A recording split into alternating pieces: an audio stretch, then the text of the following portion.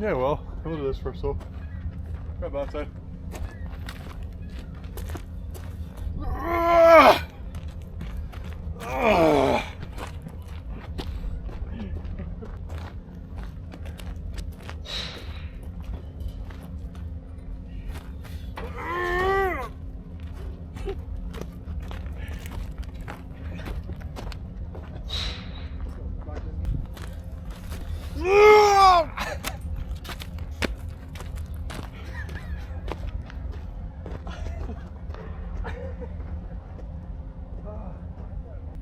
I think we'll leave the open side, like in this way. Put it in.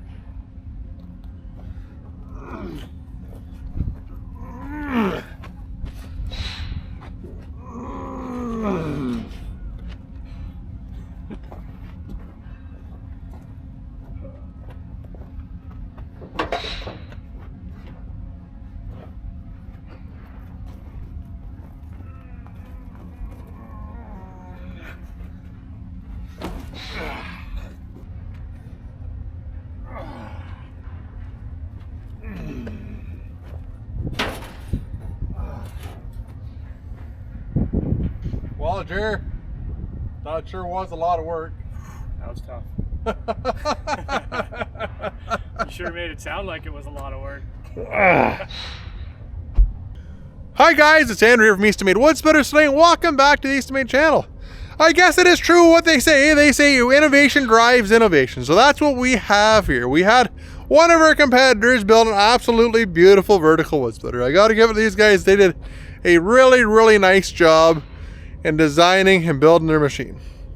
So naturally, we want to take a couple aspects of that machine and add it to ours. Specifically that pivoting conveyor. That is a that is a really handy thing, and it's really nice if you have to load several totes. You can load one tote, a guy can take it away, move to the next one, so you always have a constant workflow, especially if you're working with somebody else. When you're working by yourself, it's probably not quite as critical, but if you're in a production environment with one of these vertical machines, it's going to help you out immensely. So this is what we have here. That is able to pivot enough to fill up 3 totes. And with this setup here, you can put this pivoting conveyor on any of the new Eastonmade Axes. So this won't fit an old one, but you can put this on any new machine.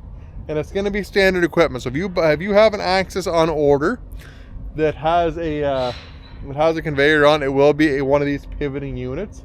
And like I said, there's nothing different about this machine. So if you buy a machine that happens to not have a pivoting conveyor on, or it doesn't have a conveyor on, and you want that down the road, it's just a matter of buying the conveyor for it and the valves for it. So it's fairly straightforward and simple. The other really nice thing we did was we updated the log lift on this machine. That was another one of the pet peeves from a lot of guys, is the log lift on this machine. Now we have it so it floats. So you can see there is a rocker mechanism underneath here that lifts up on the log lift, much the same as what is on our horizontal splitter. So that is a really nice feature that we'll just pull down and rest on there. So there you have it, guys. And the other nice thing about this too is we've updated a couple of the other things too. This part here used to be just a little less than flush with here, so we've brought that up a little bit, so that is a smoother transition. We've closed up that gap in there, so that's helped that out quite a bit.